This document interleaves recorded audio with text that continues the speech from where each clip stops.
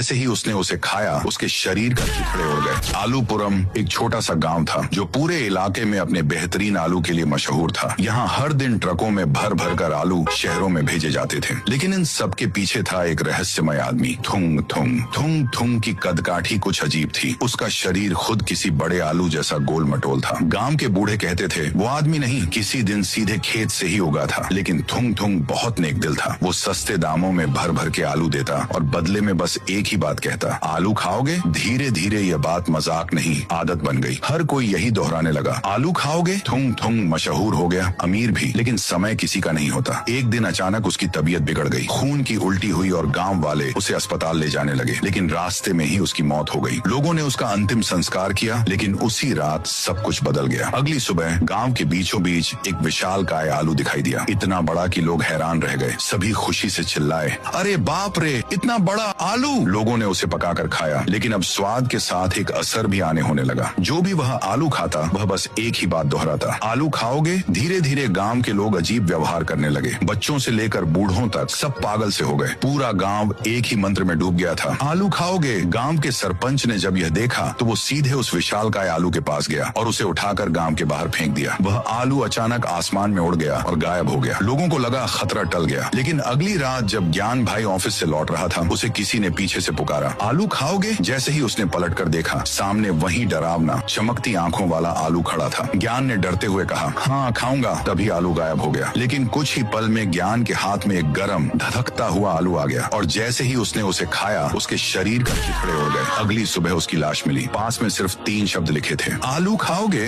अब हर रात एक नई लाश और वही डरावना संदेश। गांव में खौफ छा गया। इसी बीच राय स्टार गांव का बहादुर नौजवान साधु बाबा के पास पहुंचा। बाबा ने ध्यान लगाकर देखा और कहा, थुंग थुंग की मौत जहर देने से हुई थी। किसी ने उसके खाने में जहर मिला दिया था। वो बदला लेने लौटा है, अब आलू के रूप में। अगर इस आतंक को खत्म करना है तो हत्यारे को ढूंढकर उसे खत्म करना होगा और थुंग थुंग के खेत में फिर से आलू उगाना होगा। मगर याद रखो, ये जोखिम जानलेवा है। राय स्टार तैयार था। वह खेत में गया, मिट्टी जोती, बीज बोए और इंतजार करने लगा। लेकिन उसी रात फिर वही गूंज, आलू खाओगे? अब आलू खुद गांव वालों के घरों में घुसने लगे। जो भी उसे खाता उसका शरीर वहीं फट जाता। रात के ठीक 2 बजे थुंग थुंग की आत्मा खेत में प्रकट हुई। उसने सारे उगे हुए आलू तोड़े, मिट्टी में कुछ बुदबुदाया और फिर अचानक गायब हो गया। मगर तब से हर रात 12 बजे एक भयानक आवाज गूंजती है, आलू खाओगे? ये आवाज इतनी डरावनी होती कि कई बार लोगों के शरीर एक झटके में फट जाते हैं। आगे क्या होगा ये जानने के लिए कमेंट करो, आलू खाओगे?